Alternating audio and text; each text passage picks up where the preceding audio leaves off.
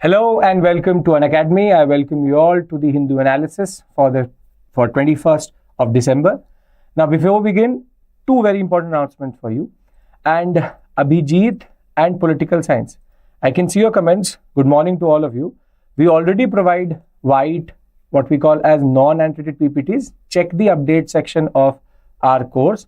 You will actually have it. No, you don't need, it is already done. Political science and Abhijit, we actually give white PPTs in the update section of the course. So good morning to all of you. I hope all of you are good. And today we will actually have three to four very important questions based on prelims MCQ. So we will be using the poll feature. So do hang around for that. But before we begin, as always, we have a 50% discount running, which will only run till 23rd of December. And remember, you get 9 plus 9, 12 plus 12 and 18 plus 18 as a very important extension, free extension to this course. And if you've ever considered taking our course, you have to use the code IAS English. By using this code, the backend team will get to know that you are joining the English batch and you will get mentorship sessions from all of us. And therefore, this may be a very important moment in your preparation and could be make or break for your dream. So remember, 50% off, 23rd of December, last date. And this is a very interesting feature which has been launched this time. Use the code IAS English. Thereafter, you already know that today at 2 p.m., Shyam sir will be talking about the stock market. Previously, I've discussed under the one short videos, we've discussed the concept of social reform movement. Just day before yesterday, we did the First World War. Today, he'll talk about everything related to the stock market, the terms and everything. So I hope that you will join him at 2 p.m. Now, with this, good morning to all of you. Now, as yesterday, I had pushed in the PPT of this session into this Telegram channel. So do join this Telegram channel to get the PDF or the PPT of the daily news analysis or the CNA. So, we have 9 interesting topics lined up for you today, out of which in 4, I will conduct a poll-based MCQ. In the first, thereafter in the Assam topic, thereafter in the undersea cable one, and also in the last topic. So throughout this session, we'll be interacting through the chat section, and also we will check if you're getting the basic answers correct or not. So we'll talk about Kuwait. Very momentous, you can say, moment where the Prime Minister is going to Kuwait. 2 articles related to it, interconnected, we'll discuss them together. Then we'll talk about Pakistan and the US now feeling threatened by Pakistan. Thereafter, we'll talk about the Gaganyaan program. Here again, I have a prelims question for you. Then we'll talk about bird sanctuary in Assam and the decline in bird species count. Thereafter, a new news for India's digital connectivity vis-a-vis undersea cables. The Defense Ministry also signing K9 Vajra artillery guns more with L&T. We'll talk about that. We'll talk about how World Bank has got involved in the Amaravati project of Andhra Pradesh. And last but not the least, a very interesting development which has come through where most of the crashes which happened for the Indian Air Force were human error. We'll discuss that also. So we have GS paper 1, 2, 3 and something related to prelims. We'll discuss mains questions and we will discuss prelims questions. So I hope with this we can enter. So can we start our discussion? Is everybody ready? Is everybody with me? Come on. Yes? And as I said, yes, great, perfect. So let's talk about the first topic, which is related to Kuwait. Now, there were 2 articles in 2 different parts of the paper. One in the editorial and the other one in the foreign and news section. Now, both talk about the same thing, but give us very interesting insights into the India-Kuwait relationship. Now, here again, what I will do is I'll be using a lot of terms. For example, the Gulf, West Asia, or what is called as Middle East, GCC, OPEC. So what we'll do is we'll qualify each of these terms so that your revision of the static portion also happens. There's a very interesting relationship which we had with Kuwait. We'll try to develop that also. And we'll see where the way forward is. It is quite momentous because after 1981, for the first time after 1981, a prime minister is visiting Kuwait. And that is where this becomes a very interesting topic. Now, first things first, let's get the geography of this sector sorted, which is the Middle East. So we have the standard actors with regards to Pakistan and Afghanistan. Then we have Iran, Iraq, Saudi Arabia. Then Oman, Yemen, big units that ways. But if we go into the Persian Gulf and the Red Sea, we have in the Persian Gulf also small important principalities, Kuwait being one of the only monarchies in this sector. And this is Kuwait. This small sector is Kuwait, with Kuwait city as the capital. And we have Qatar, Bahrain, and the UAE also as important units. Now, why am I showing you this map is because as it is, this sector is one of the most messiest of sectors as of right now when it comes to world politics. With regards to Iran and Saudi Arabia relationships, with regards to how Iraq more or less was destroyed by the US. Thereafter, Afghanistan as it is destabilized. The tensions between Qatar, Kuwait, Oman are already known. UAE stands out as a separate, you can say, oasis in this whole sector itself. Yemen is destabilized, Oman is destabilized, Somalia in the news for what was happening in the Arabian Sea vis-a-vis piracy. So this whole sector, Sudan is also no different, wherein this whole sector is very problematic in world politics. And therefore, knowing the geography of this can get you 1 to 2 questions straightforward in UPSC. Previously, we've seen neighboring countries to the Black Sea, to the Caspian Sea, and therefore, with Kuwait in the picture, getting a question with regards to what are the GCC members? There has been a question on that also. But what are the countries which are bordering the Persian Gulf or the Red Sea? It's a standard question which you can expect. So this is the geography first. Now, what is the context of discussing this topic? The context is today and tomorrow, the Prime Minister will be in Kuwait. Now, in 1981, Indira Gandhi visited Kuwait. Thereafter, for the past 43 years, there has been no Prime Minister or head of state from India who has gone to Kuwait. India has a very intimate relationship with the GCC, the Gulf Cooperation Council. The Indian Prime Ministers have visited, and even Prime Minister Narendra Modi himself has gone to multiple GCC members, sometimes same country twice, thrice, but he did not visit Kuwait. And therein lies a gap which was there in Indian foreign politics. The Indian foreign politics was that we had a very intimate relationship with the GCC, but somehow Kuwait was the only sector where there was no engagement. Now the question is, what is the GCC? Because this now becomes important for the examination. Now, when we talk about the Gulf Cooperation Council, it's a group of UAE, Bahrain, Saudi Arabia, Oman, Qatar, and Kuwait. Very influential, all oil-rich countries, and close to $184 billion of trade happens with the GCC alone in 2022-23. And as of right now, Kuwait is the chairman or the chair of the GCC.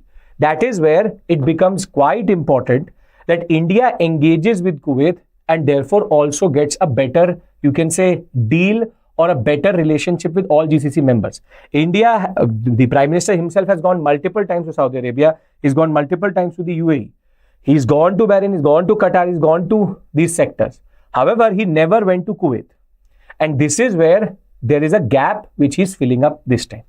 Now, but why is Kuwait important? Small country, why is it so important? And therein lies the historical relationship of Kuwait with India. And over and above that, it is the position of Kuwait in the larger politics of the Middle East, plus also the OPEC countries. Now, what is then OPEC? See, Kuwait is one of the founding members of the Organization of Petroleum Exporting Countries, wherein Kuwait, Iran, Iraq, Qatar, UAE, Saudi Arabia, Libya, Algeria, Nigeria, Angola, Ecuador, and Venezuela together create a very interesting, you can say cartel behavior, wherein they control the prices of oil, because all of them are oil producing countries, and therefore if there is too much supply, it will in turn lead to the prices to go down. If there's too less supply, the prices will go up. They together control the oil prices, along with Russia being a very important actor in natural gas and petroleum also. The US is also emerging as an important actor in this sector. But that is immaterial right now. What is more important is our focus is on this small country called Kuwait. Now, what is the history of Kuwait? When we talk about Kuwait, Kuwait was under British domination, and it got independence in 1961. And when it did get independence in 1961, India was one of the first countries to develop a diplomatic relationship with Kuwait. Kuwait is the only monarchy in this sector, though they've experimented with democracy. It is one of the only monarchies in this sector. And what is more interesting is, till 1961, this Indian rupee used to actually circulate in Kuwait. It is only after 1961 that the Indian rupee was in a way discontinued. It was legal tender, not just in Kuwait, but in multiple Gulf nations. In Kuwait, Bahrain, Qatar, Oman, and UAE, because all of these, what they have in common is the fact that they were all British protectorates. Between 1959 to 1966, the Indian rupee as issued by the RBI used to be in circulation. A very interesting point which you should know, that for till the 1960s, the Indian rupee with equivalent value to the Indian rupee in India was in circulation in this sector, and Kuwait was one of the countries which basically was one of the first ones to also remove it. But in till 1961, the Indian rupee was in circulation in the Kuwait sector. And this is again something which links us not more than just as a form of cultural values, but economically also. Now, as a country, as of right now, if we talk about Kuwait, Kuwait has multiple important accolades and has strategic importance for India. What are the strategic importance for India? See, firstly, it has multiple American military bases and has a very intimate relationship with America. Second, it is considered to be an intermediate power and a power which generally is a mediator in any form of conflict in the Gulf. Kuwait plays a mediator part, and that is where it is one of the better countries to deal with in a way, because that allows us access to OPEC and the GCC. Third is that it has the sixth largest oil reserve in the world. That is what makes it so important. Thereafter, it is the founding member of OPEC and is also a member of the GCC. Now, this is more than enough to tell us that Kuwait as a country is important, and not engaging with it was problematic. Further, if you look at the demography, and this is where the cultural and the population data becomes even more interesting. The total population of Kuwait is 4.9 million, which is close to 49 lakh people. Out of that, 1 million is Indian diasporic population. 10 lakh out of that 4.9 million are straightforward Indian diasporic population. And in that context, being an Indian diasporic population, there's a lot of remittances which come back to India from these people. But more than that, because it's a very big chunk, close to 25% of the, or 20-25% of the, you can say, population, it becomes very culturally connected. And this can be seen in multiple forms. I'll show you how. There are 26 schools in Kuwait which have CBSE syllabus. 26 schools in Kuwait have CBSE syllabus. They use the same NCRT which we use in India, which shows you the importance of how that diasporic population is expanding and how there is a very intimate connection between the educational systems of Kuwait and India. Further, I already told you that India historically has been very connected to the Kuwaiti, you can say, political sphere because of the diplomatic relationship. Further, if I add one more layer to it, there is total bilateral trade between India and Kuwait as of right now is $10 billion. $10 billion. And Kuwait actually meets 3% of India's oil demand, and India's oil, you can say, reserves are in a way fed by Kuwaiti oil, and it is also the 6th largest crude oil exporter to us. So if you actually look at it, it's not just an economic relationship. It is a relationship which is fraught by the British connection vis-a-vis the British protectorate concept. It was a connection of the currency. There is a cultural connection. There is a demographic connection. And more than that, when it comes to India, which is oil deficit, Kuwait plays a very important role in at least giving us 3% demand, which we have, and fulfilling it. And this is where Kuwait's role and importance cannot be denied and cannot be, in a way, underplayed. Now, does this mean that this relationship is perfect? Obviously not. And this is where the article points out, after telling us the basic contours of this relationship, there are areas in which India and Kuwait can actually go forward in. And this becomes very important for you for the examination, because this is your way forward. I hope all of us understand the strategic importance of Kuwait. Do we do that? Do we understand that?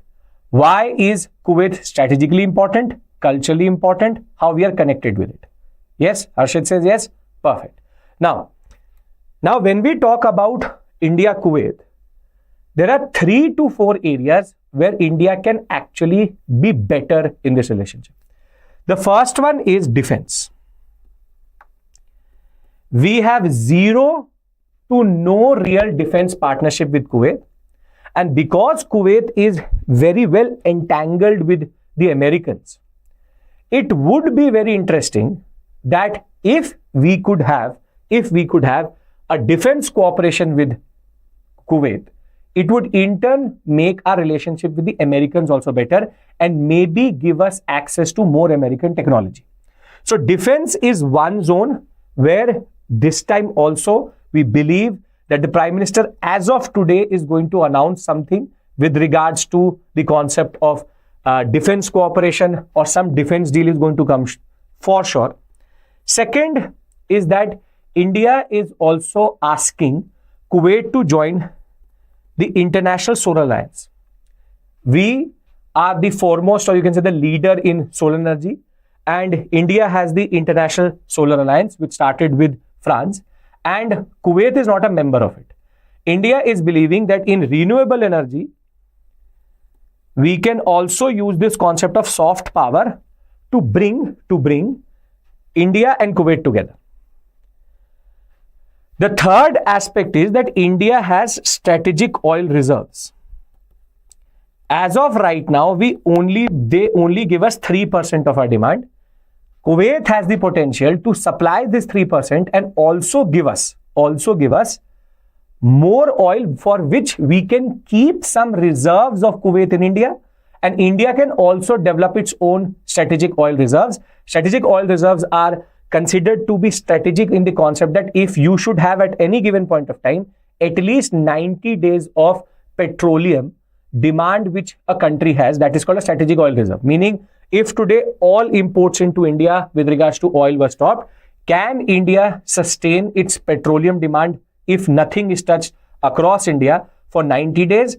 In certain cases, for example, the Americans define it by 180 days, but 90 to 180 is mostly the range in which you will find this definition. But strategic oil reserves that ways are very important.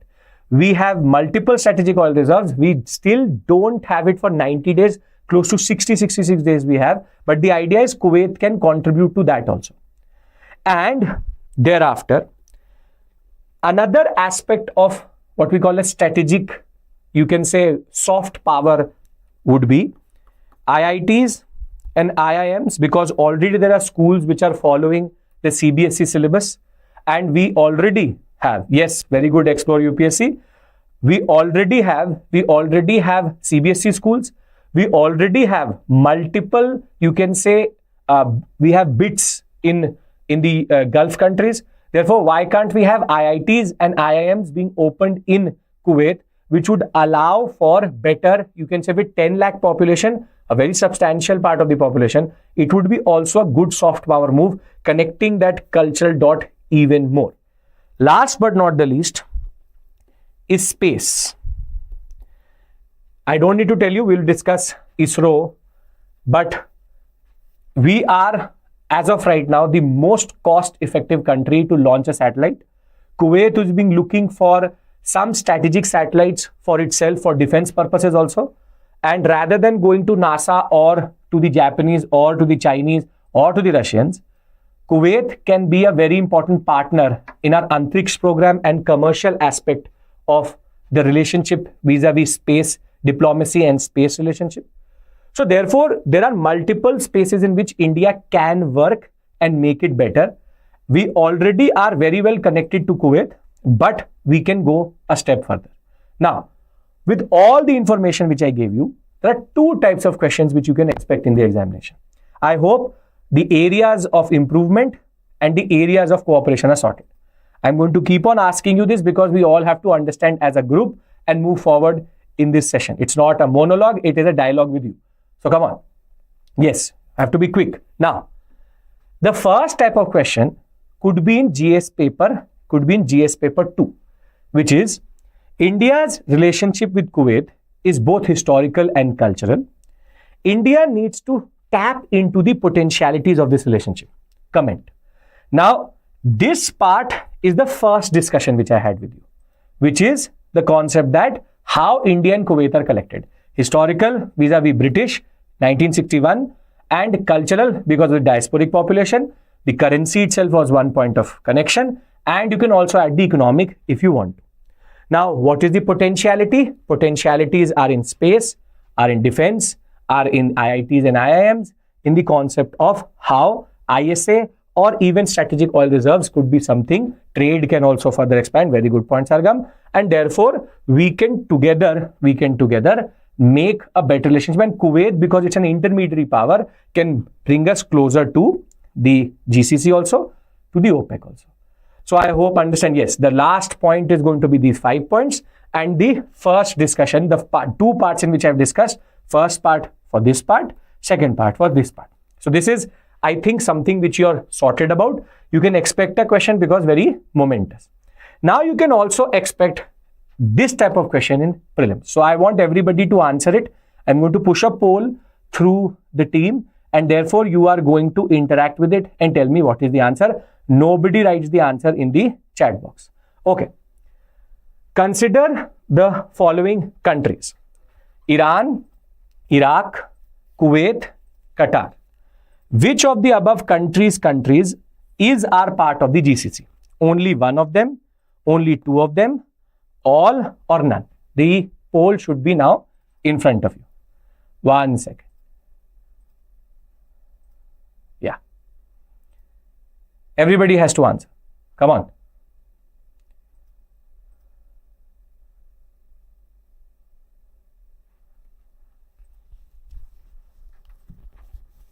Come on. Don't have to write the answer in the chat box. The poll should be in front of you in the live chat section. You should use it. Okay, we are in between B and C as of right now. B is meaning no issues, Peter. B and C is the main thing, but most of you are on the right track that way. I want more people to interact. I'm going to give you 1 more minute. Everybody who's in this session should interact. Come on.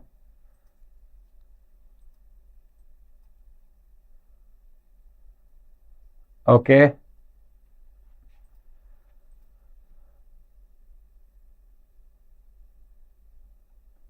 You are giving me the answer also, some of you. Okay. Some of you are changing your answer also. Yeah, you're misleading each other. Peter is even giving you a mnemonic for it. Okay, let's stop the poll. So, good morning, Omkar. So, we have 70% of you totally correct, 23% saying all A4, D1. So, yet it is only two, not Iran, not Iraq, Kuwait and Qatar. Just to reiterate, Kuwait, Qatar, Bahrain, Saudi Arabia, Oman and UAE. So please, no Iran, Iraq. Though they are neighboring the Gulf, that is why I added Iran and Iraq. So please make sure that you don't miss this question. This is on the same lines as the previous year question which came on the GCC, in which they asked which of the following countries is not part of the GCC. And the answer to that was Iran. If you've seen the previous year questions, you'll find that question also. But this is more closer to what the pattern UPSC nowadays is following. So I hope Kuwait is sorted. Can we move to the second topic? Yes or no? 6 countries. Very good. Yes. Peter even provided a certain mnemonic for it. Qatar, bus. Okay. So yeah. Okay. Perfect. Now we move to a very ironical article. See, terrorism, state-sponsored terrorism from Pakistan side has been something which has been part of our landscape forever. Forever. Since we got independence, we had an irritant in the form of Pakistan. And throughout the 1940s, 50s, 60s, we used to say that Pakistan is a terrorist state. Pakistan is doing terrorism which is state-sponsored. ISI is funding the Taliban, the Mujahideen. We as a nation said this to the Americans, said it to the West. But between the 1960s, 70s, 80s, which is basically the Cold War period, America would never say anything. They would say, what terrorism? Where terrorism? Pakistan is doing it. We don't know. We don't know where Pakistan. No. It would be your own issues with regards to Kashmir and Jammu and Kashmir. Standard. They were like, what terrorism? We don't know. Then 9/11 happened. Thereafter, now for the Americans, for the first time, somebody attacked them on their own soil. And thereafter, now they say, state-sponsored terrorism, terrorist state, Pakistan is a problem, sanctions. Whole West Asia, they destabilized over this issue. The funding came from Saudi Arabia, but they destabilized weapons of mass destruction, Iraq, Iran, full destroyed. So when it came to themselves, true, they said, yes. Pakistan is a terrorist state. And where did we find Osama bin Laden? In Pakistan only. Now, since the 1980s, India is also talking about the problematic ballistic missiles program, which is called the HAFT program. HAFT program was actually started in the 1986-87 period in Pakistan. It was in direct response to our integrated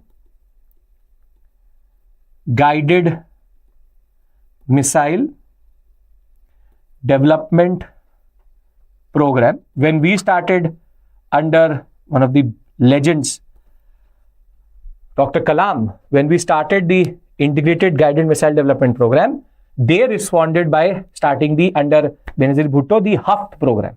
HAFT means target, basically. They were not able to develop a sophisticated name, no issues, but HAFT program. Now, HAFT program basically was in response to India's integrated guided development program.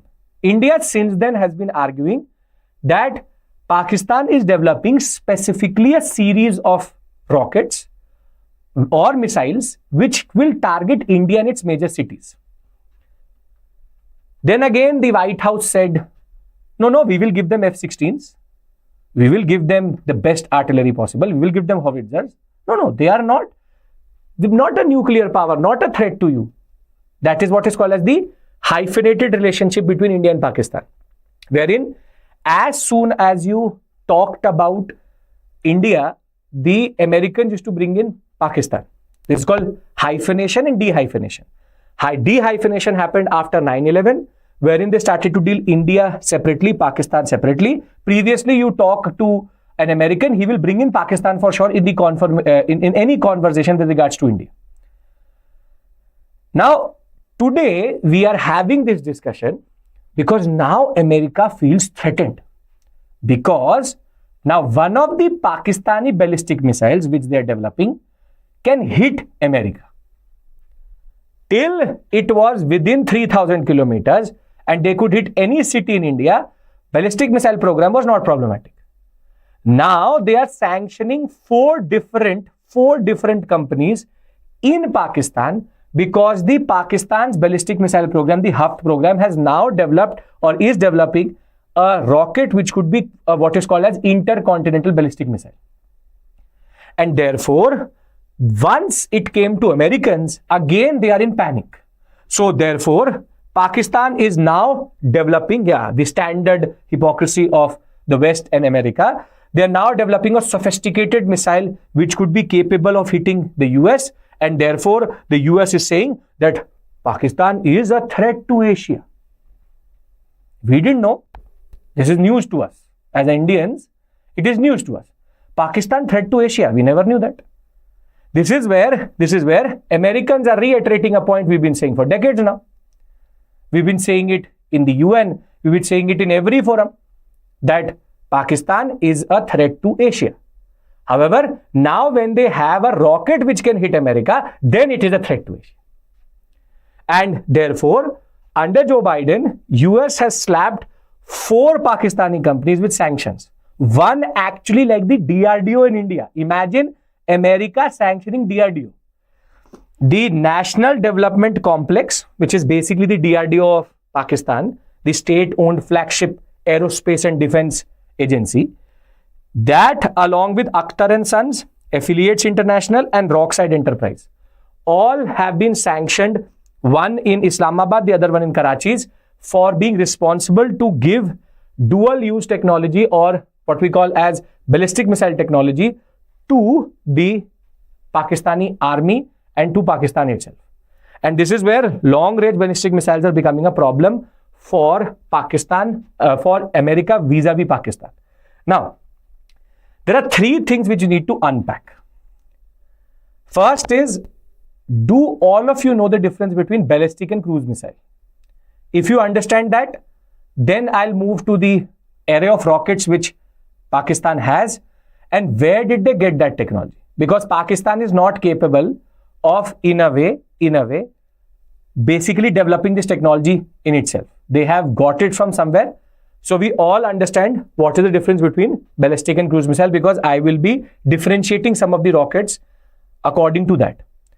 For anybody who is not writing yes, but wants to know, a ballistic missile is a missile which goes like a projectile. It will first enter the atmosphere. Thereafter, it will re-enter into the atmosphere and towards the target. And ballistic missiles are long-range missiles and therefore can be intercepted also very easily because they go into the atmosphere. They have a parabolic path and it can be an MIRV, which is multiple re-entry vehicles, which is the warhead splits up into 5 to 6 warheads. It could be nuclear capable also. But the idea is ballistic missiles have parabolic path and that ways they are easier to intersect. On the other hand, a cruise missile is the exact opposite. Much faster than a ballistic missile. Terrain hugging, meaning it will not go through a parabolic path. It will go like this and then straight towards the target A. So it is terrain hugging. It is much more maneuverable. Though the payload capacity will be lower, India has one of the best cruise missiles in the world, which is BrahMos. We have Tomahawk also, but Tomahawk was used quite a lot during the Gulf Wars. This is where India has the best one, which we've developed with Russia, which is BrahMos. So cruise and ballistic is the real problem when it comes to intercontinental aspects, because cruise missiles have not that much, you can say, fuel to go for 5,000 kilometers or 4,000 kilometers. Now, let's talk about Pakistan's ballistic and cruise missiles. The Rad is a 350 kilometer cruise missile which they have. Thereafter, as of right now, they have the Abadil, which is the longest or the long range ballistic missile, 2,200 kilometers. In between, they have an array of rockets, ironically named after personalities from India, because they have their Their history only starts after 1947. But the idea is they have one called Babar, then Nasser, then Haft, Abdali, Ghaznavid, Shaheen, Gauri, Shaheen 2 and 3. So basically out of this, Babar and Rad are cruise missiles. Everyone else or all of these others are ballistic missiles. So using the names, you don't need to learn, obviously don't need to learn. This is Pakistan's ballistic and cruise missiles. You should just know that Abadil was the longest they have. They are developing a 5,000 kilometer one, which could be problematic for America. The idea is very simple. They use these names not knowing that some of these cities are actually now in Afghanistan, separate issue altogether. But the idea is they developed this in response to India. But the point is, where did they get this technology? Because developing a ballistic and cruise missile is a very difficult task. And it needed stalwarts and legends in India to do it independently vis-a-vis West sanction. Therein, two irritants, one to the Americans and one to us comes through, which is China and North Korea. There was a very interesting deal. Which happened, wherein, see, North Korea does not have a lot of agriculture happening. So food was something which they needed. On the other hand, Pakistan wanted cruise missile and ballistic missile technology. China had it, but did not want to directly give it to the Pakistanis in the initial phase during the Cold War period. Thereafter, now it's a straightforward relationship. What the Chinese did was, they said to the North Koreans, we are giving you a technology. This technology, transfer it to Pakistan, and Pakistan in return will give you wheat, rice, food. This is where there was a complex network which was developed, in which China, North Korea and Pakistan were transacting, where Pakistan was getting technology, nuclear technology the same way also reached, ICBM technology the same way, and North Korea and China were transacting over their basic relationship of what is called as communist past and as an irritant to America. But the Pakistanis are that way so sloppy that this was a covert way of doing it. There are transactions between the State Bank of Pakistan and North Korea and China directly, which implicate both these countries actually giving money or getting money from Pakistan. So if today there's an inquiry, how did nuclear technology and ICBM technology reach to Pakistan? You don't need to go into all of this, where China gets you can say destabilizing power to balancing America via giving technology to North Korea getting food and Pakistan. This would be a complex network. Here what they've done is, there are direct bank transactions. Look at the statement of the government of Pakistan. You'll find transfers of money. And this is where, be it Rad, be it Babar, be it Abadin, all of them actually were developed vis-a-vis Chinese and North Korean technology. Pakistan is also paying for it in a way, because recently a lot of the Chinese tech, as we find in the markets in India also, is not working as it should, and the cost of repair is extremely high, separate issue altogether. But the point is, this is where America is now in a way developing a new concept that Pakistan is a danger to Asia, it is a danger to America. So this topic basically is something where India's narrative of Pakistan gets validated. What our foreign minister says everywhere, and we have been arguing that India is not going to deal with Pakistan till it does not stop what we call as the concept of a state-sponsored terrorism into India. It is a terrorist state, and now the Americans are also feeling, in a way, the heat. So is it how manner related? No, it is not, Peter. That is where India is trying to balance South Korea and this whole sector in that regard. The idea is very simple, which is the US have now, in a way, validated India's understanding. because the US has now started to sanction the National Development Complex of Pakistan. Are we sorted about this? Do you understand how this helps you, in a way, write an answer for this type of question? Now, if you don't know what is HAFT, you will not be able to answer this question, which is Pakistan's HAFT program is becoming a threat not only to Asia, but to the US. Do you agree? Now, if you don't know what is HAFT, you will then give a very vague answer to this question, and you will not be able to actually answer directly that it is basically related to ballistic missiles. Devaraj, the German Nazi connection with regards to North Korea and the China is a separate issue altogether. That was through the Argentinian sector. That's a separate concept altogether. Don't want to bring in that tangential, you can say, reference. Quite well know, after the Second World War, most of them went to the Latin American countries, thereafter transferring technology via the Pacific to these countries, and that is where German technology, in a way, even reached China and North Korea. So that is also there, but don't have to complicate it at that point. Can I move to the next topic? If there's a validation of our own understanding of Pakistan coming from the US. Are we sorted about this? Yes? Okay.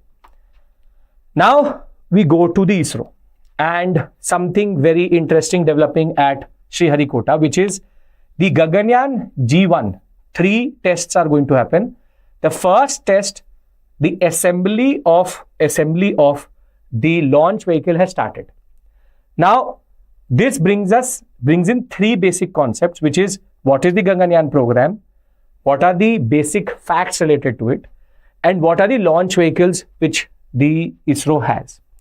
Now, as of right now, the context is that the human-related launch vehicle Mark III, which is HLVM3, which is nothing but a modified GSLV Mark III, is now being what we call as being stacking or being assembled at Sriharikota, and most probably an end-to-end, which is from the first test to the last test. All tests will be conducted in this first launch, which is going to happen very soon.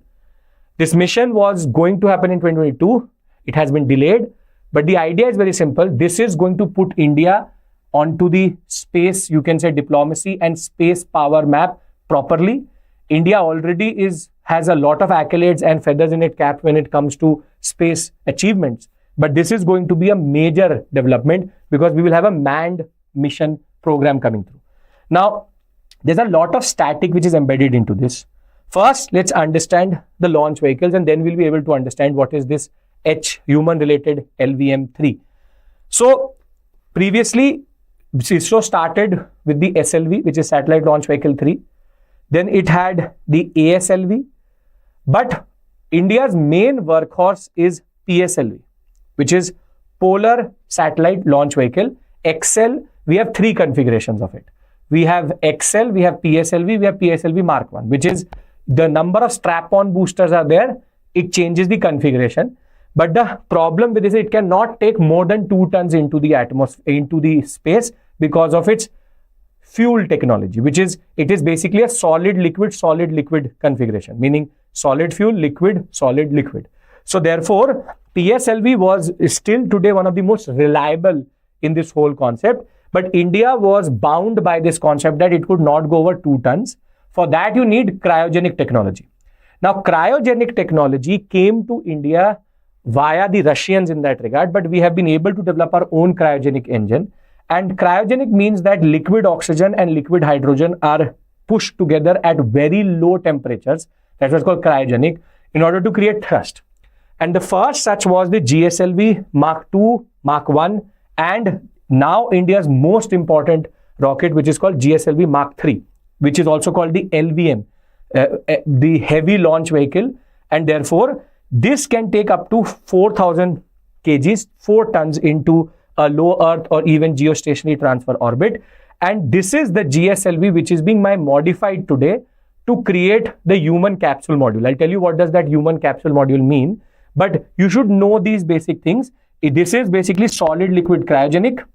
GSLV is also solid liquid cryogenic, and PSLV is solid liquid configuration of fuel in that regard. you need at least 3 tons of capacity to have a human launch vehicle being pushed in. Now, this is where the what we call as human related launch vehicle GSLV Mark III, it is being modified to add these 2 components. One is going to be called as the crew module. This is where the crew is going to sit, and it will have a service module attached to it. So when it will be in orbit, the service module will be with it. Once on re-entry, the service module will be detached. So this is detachable that way, but when it goes up, any form of orbital correction can only happen through the service module because it has the thrusters. So this part is going to come back to the Earth once on re-entry.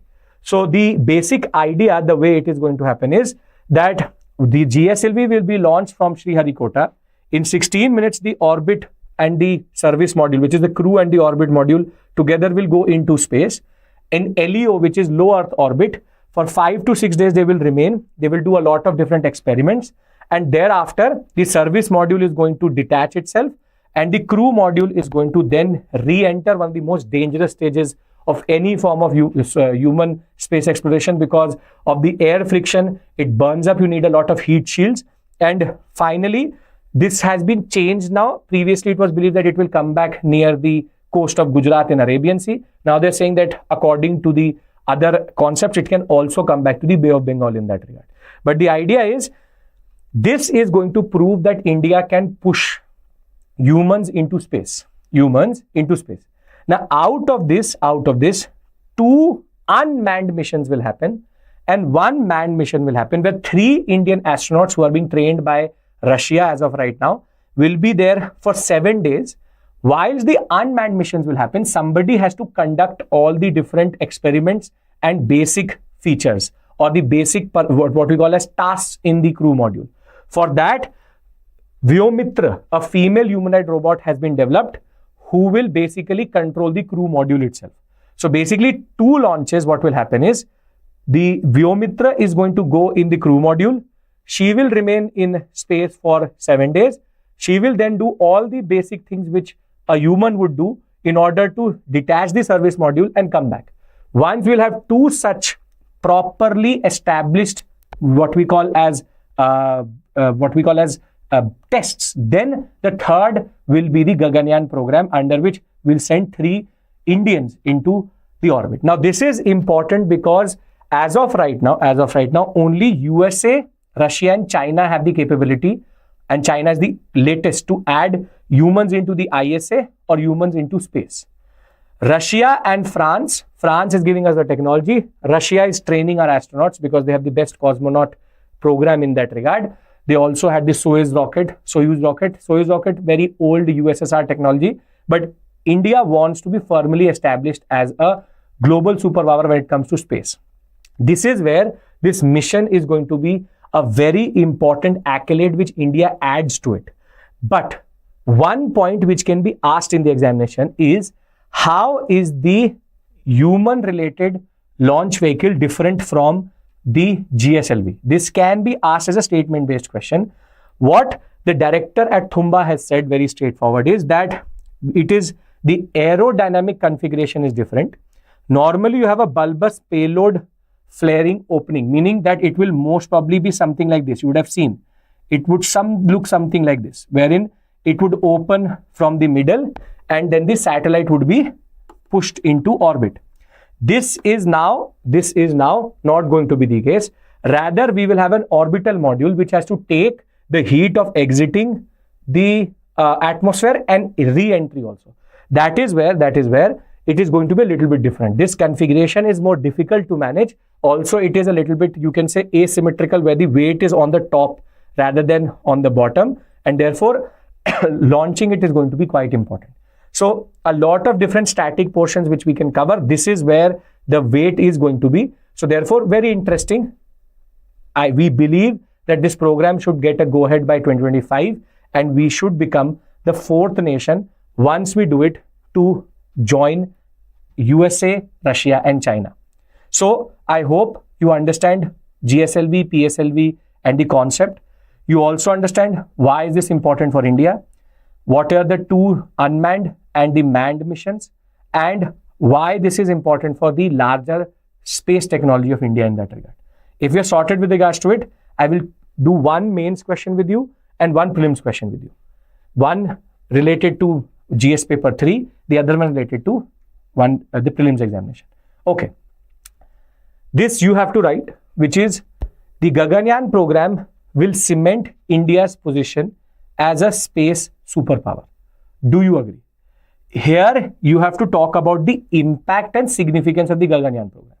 This is a question which may become relevant next year, but is a projected question out of this area, because even if you're planning for this, it shows our understanding. And therefore, Thumba and Sriharikota, as of right now, are doing anything and everything to make sure that this becomes a reality. Thereafter, now again, I will push a poll to you. You can also get a question like this. Consider the following countries: Russia, USA, China, Japan. Which of the above countries have launched manned space missions? The poll is going to be in front of you in the next just 1 second. Please, please answer this question. Only one of them, only two of them, only three of them. Come on, come on.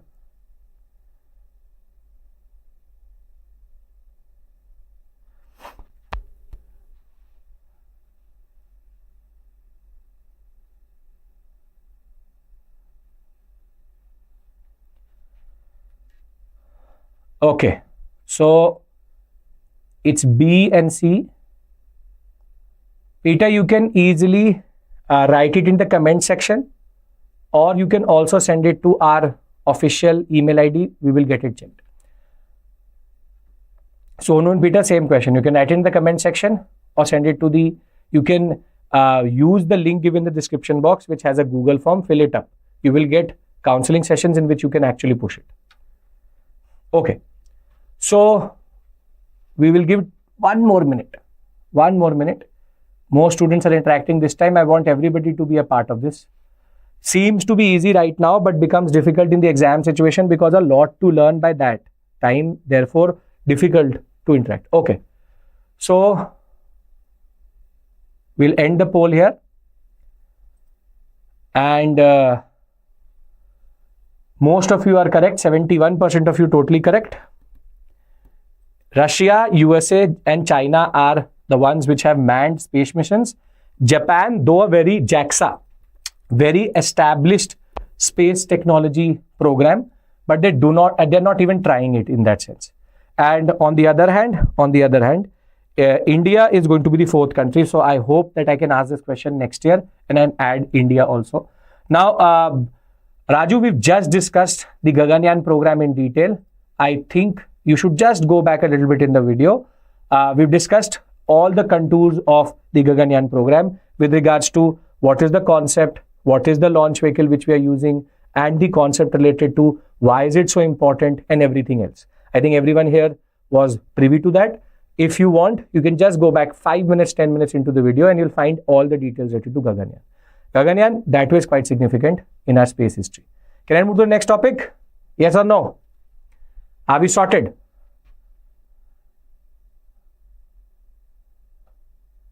Yes, sir. Okay, sir.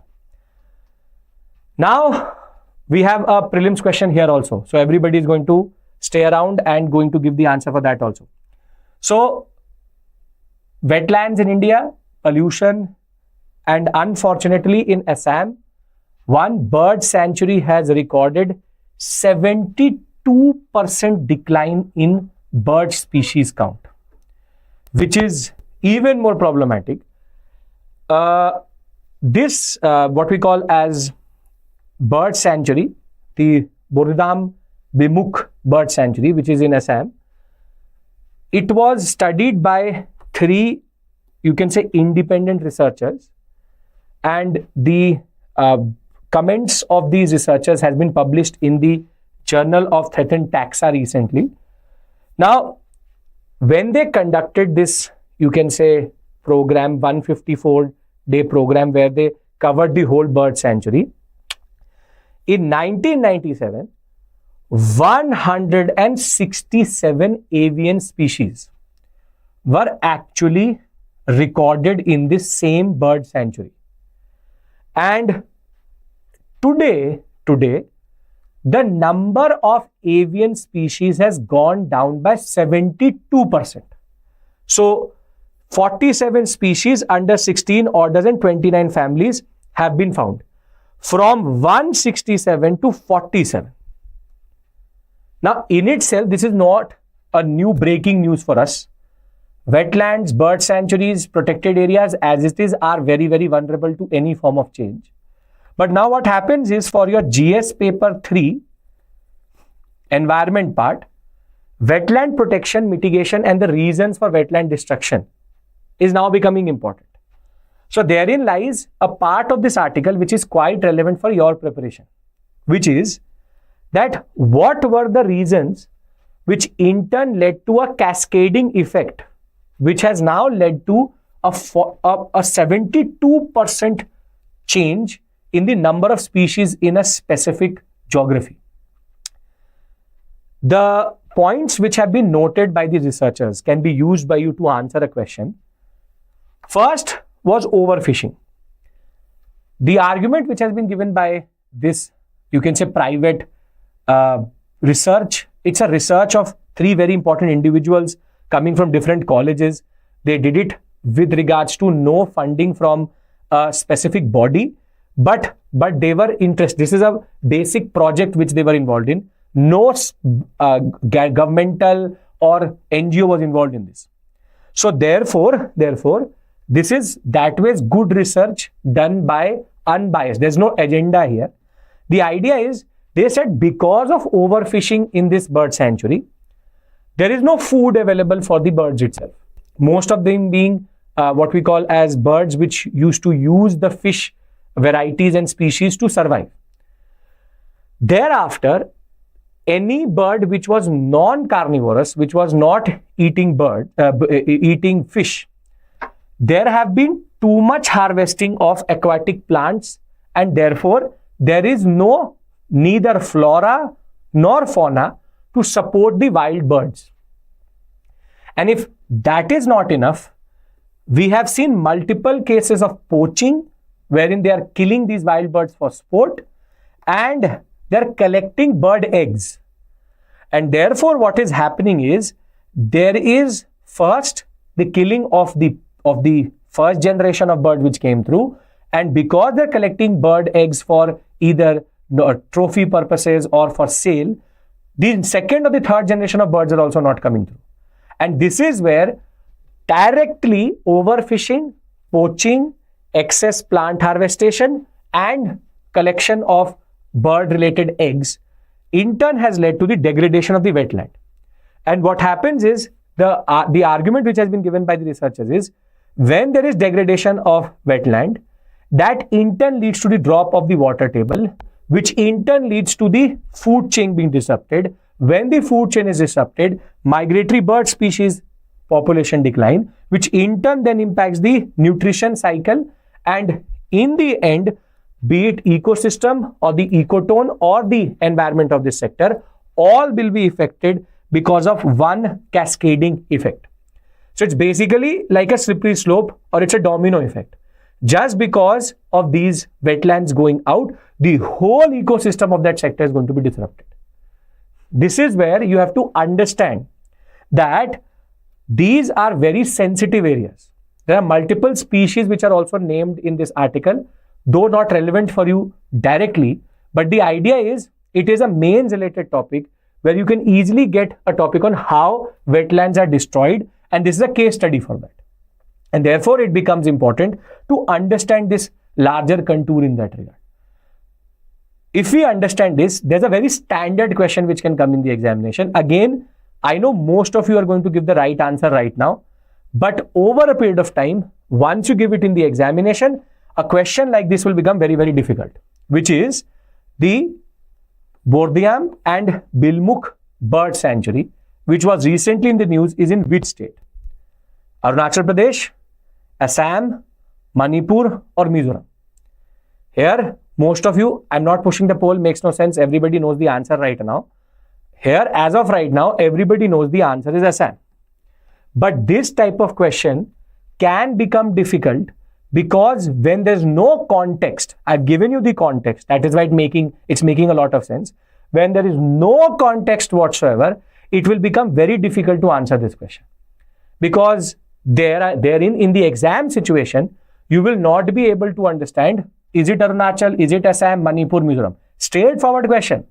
But sometimes it becomes very difficult to answer. So what is to be noted here is two things. Mains related topics concerning how do wetlands actually get destroyed.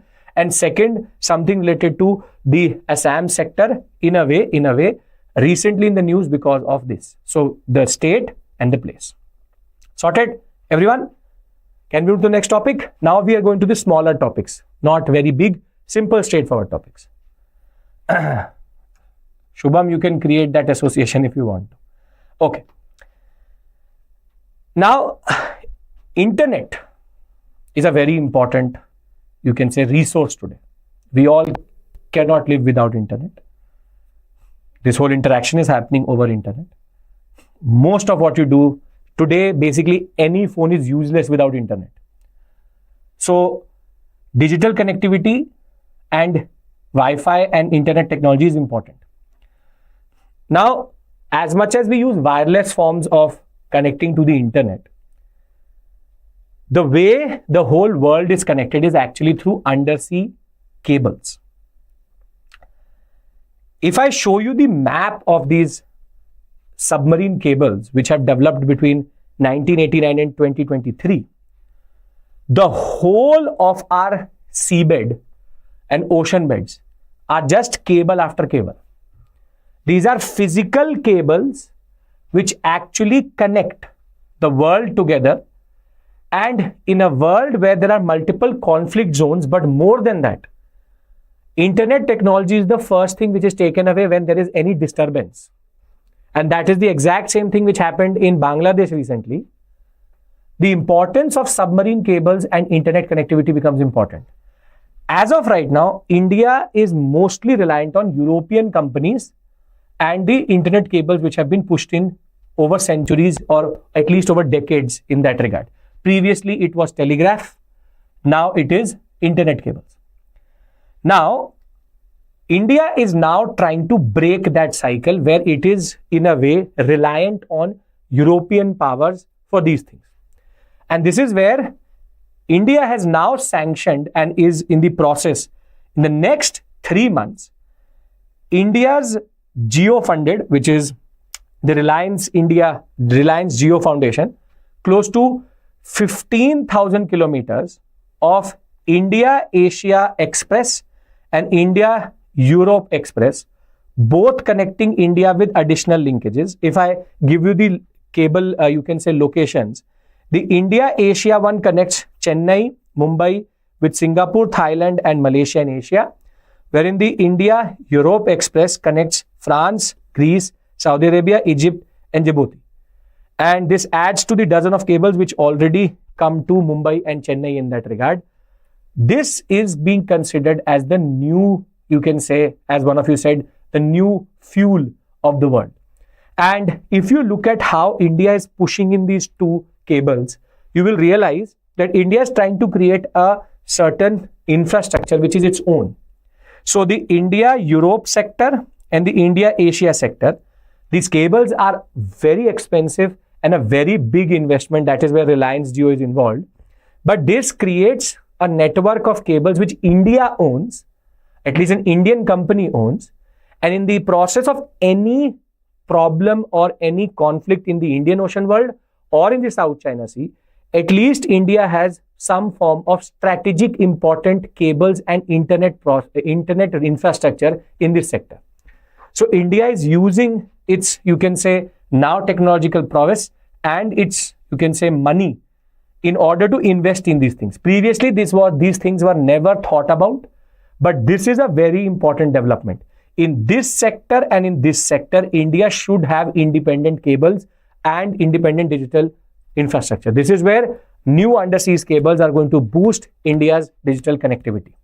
Now for you, what becomes important is these names, IAX, IEX, which is India Asia Express and India Europe Express. Seems like aviation companies, Air India Express and all, but actually these are two internet cables which are being developed.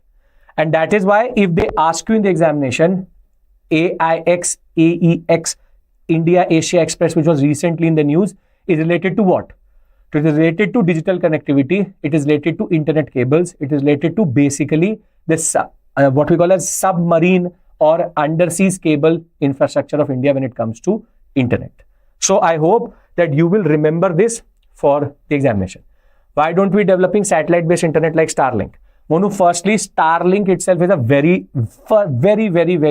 expensive program for a country like India. Last mile connectivity with regards to digital age itself is a problem.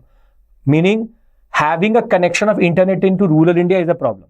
Now a Starlink program needs a dish which was recently, you can say, confiscated in the Manipur sector. If you actually go into the Starlink program and see the way they actually charge you, it is a very expensive set of kit which is needed to link to Starlink. There's no economic logic to it for India as of right now.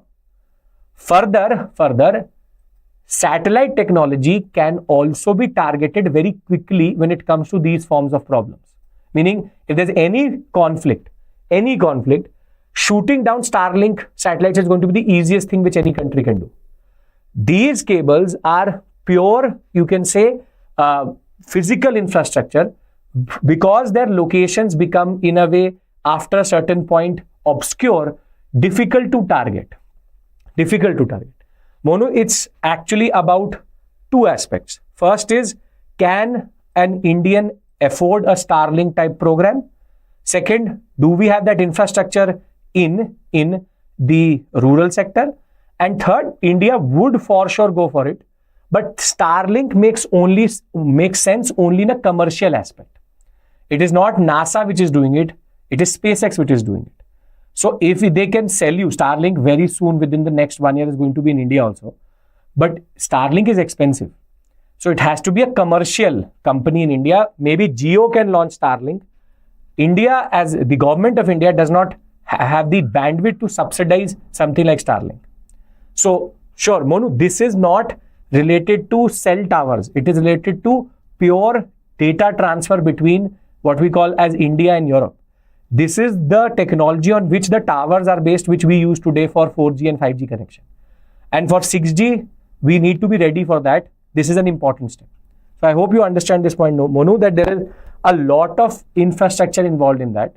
And as of right now, at least we've developed Navig for us. Maybe in the foreseeable future, we will have something called India Link also in the orbit. Maybe. Okay.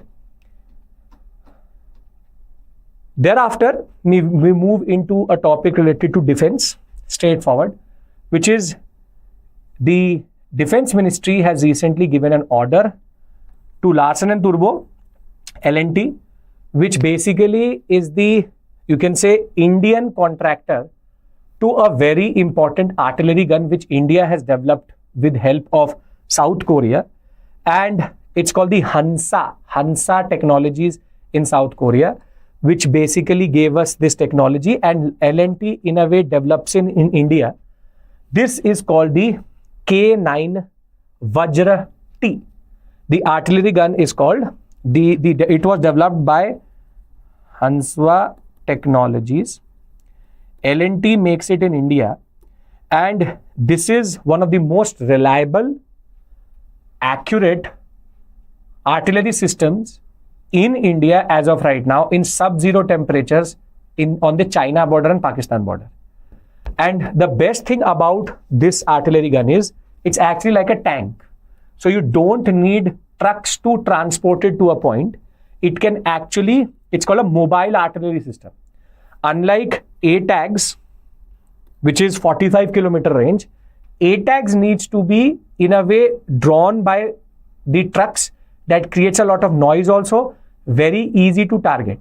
This is an armored vehicle which in turn has the technology to hit multiple targets and keep on being mobile in the, you can say, the battlefield, which is quite important. That is, 100 new units have been ordered by the Defense Ministry, that we want 100 additional 155 mm and 52 caliber K9 Vajra-T self-propelled what we call as tracked artillery guns, and that ways L&T and the Hanswa Defense together are going to provide it.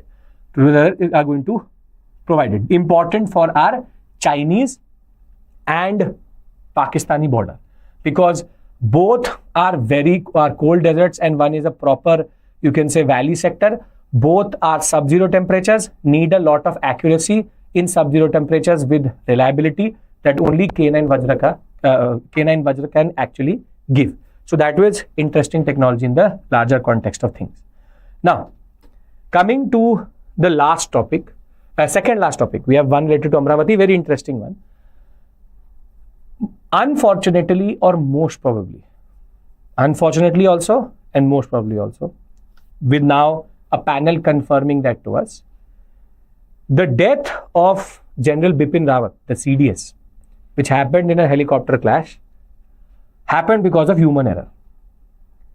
So, because there was a tri-service panel which was appointed after his death, out of the 34 crashes which have happened between 2017 to 2022, 19 were because of human error, meaning it was either because of pilot error or the crew had done something to the equipment. Within that, 9 were also technical deficiencies, and the technical or we call as deficits or deficiencies came mostly in old, you can say, equipment. For example, MiG-21. All of the MiG-21 crashes are mostly based on the concept of technical issues. But it is now believed that the pilot of the helicopter, the Mi-17 V5, which is considered one of the safest helicopters which is there of the Indian Air Force, he basically entered into the cloud zone, which in turn led to temperature differences and turbulence, which in turn led to him to crash that aircraft or helicopter, which in turn led to the death of a very important personality in Indian defense history. But this is where there's nothing really to say other than the fact that human error means that it is a training error, meaning the number of crashes is still high for a country like India. 34 crashes is quite a lot, and that too one with the CDS itself.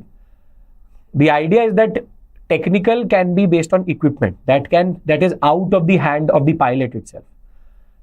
Training needs to be better, which in turn allows this number to go down. I'm discussing this news just to confirm to you that that crash was not because the helicopter had something, but because the pilot took the wrong decisions at that given point of time. And that is again based on certain decisions which pilots and every human being takes in a pressure situation. But this is a disturbing development, that it was not technical error but human error that in turn led to, because most of these helicopters are used to carry most important dignitaries, heads of state and executives of India. This could be someone else also, maybe 1 to 2 years down the line, until unless we don't develop technologies and protocols which would allow something like this to not happen. So this is again small update for you, was in the news quite a lot on different platforms, and therefore something which we should be cognizant of. That is not true, Monu. Recently there was an F-35 new generation fighter jet, which basically the pilot ejected out of in the US, and that because it has its own automated technology was hovering for hours thereafter. But it was, if it's to, for example, a pilot and you are carrying the CDS, human error, there was a technical in that flight. Human error as a percentage of crashes is much higher in India than any other, it's not first world country, any other defense partner of India. So very simply, it's about crashes happen. But what is the percentage happening because of human error? That is where India's number 19 is quite high. meaning most of these errors are based on human training and pilot training. So that is where we have to do something about that. Okay. Moving to the last topic. Nothing new. We already know that for now close to a decade, Amaravati is being developed as a new greenfield capital for Andhra Pradesh. But there are two very interesting developments here. The Asian Development Bank, ADB, was already involved into this. They had given a loan to the Andhra government to do this. But now finally the World Bank has also given $800 million, which has to be given back in the next 29 years with grace period of 6 years. But in this whole article, one very interesting line is this one. It is payable in Japanese yen. I think you would have heard about a concept called de-dollarization of the world, wherein there's a move to remove dollar as a very important means of currency, which gives too much leverage to the Americans. And we as the global south are trying to use our own currencies in repayment or transactions. For example, rupee is becoming important. The Saudi currency is becoming important. We are using even the Russian ruble in that regard. This is a very interesting point. That this money will be transferred in Japanese yen, which means that they're trying to de-link the volatility of the dollar with this loan, and World Bank itself is allowing something like this to happen. This attests two things to us. First, that the volume of yen coming into India and into the Andhra Pradesh government treasury because of the FDI or the investments in that sector is quite high, that they can actually repay in yen, and also shows you a conscious effort of different entities which are there. You would say that no state can borrow from, for example, a world actor. This loan is not being given to the Andhra Pradesh government per se. However, to the Amaravati Integrated Urban Development Program, AIUDP, which is basically a special purpose vehicle, SVP. This was one of the contagious issues between Telangana and AP. How would you divide the debt? How would you divide the debt between the different private entities which has taken a lot of loans from entities which maybe a state government would not be able to do it. So the simple point is Japanese yen is now being used as a way of paying back a loan to the concept of the World Bank. So on this note, I will try to summarize everything. We started our discussion with regards to Kuwait being an important actor, and we discussed the historical relationship of Kuwait with India and how this is getting developed further in a better understanding to create a potentiality with the GCC countries and the OPEC countries. Further, if you add to this the CBSE angle, the diasporic population, and thereafter, if we also talk about the bilateral trade which is happening between Kuwait and India, this is a relationship which needs to be explored. This is the first thing which we discussed. The second thing which we discussed was Pakistan's ballistic missile program, the Haft program, and how America is now sanctioning what you call Pakistani companies against these ballistic missile concepts in that sense. And if we add to it the third and the fourth topic, we do understand the concept of how wetlands are getting in a way threatened by human activities. Thereafter, we understood that most of the crashes which happened in the past 5 years were because of human error. We also understood that India is trying to create a specific digital undersea cable technology and infrastructure so that it can become, in a way, what we call as independent in that regard. And last but not the least, how yen is being used to repay a loan back to World Bank, which in turn creates a very interesting, you can say, arrangement between the Andhra Pradesh government and the World Bank. So together, all of these topics cover different aspects of GS paper 1, 2, 3, 4 and prelims. I hope that this made sense to you. I will see you tomorrow, same time. We discussed Gaganyaan program, also very good, Peter. And we will try to again understand 4 to 5 issues. Sunday newspaper has a lot of interesting articles. I hope that the polling feature allowed you to be more, you can say, focused in class. We'll try to integrate it as much as possible. If you've liked this session, I hope that you will like the video also, and you will subscribe to our channel. If you ever considered us for any form of guidance, use the code IS English in order to get the maximum discount, but also mentorship sessions from us. The next history optional course will be, Pankaj, most probably March, April, meaning I'm in the process of completing modern India, world history mapping, and thereafter by January, the course will be over, and then we'll talk about it. So do join the Telegram channel to get the PDF for this. I will try to, in a way, give you more and more of these summaries. Some of you commented that you want it. I will do that also. Thank you. Take care and see you tomorrow. Bye-bye.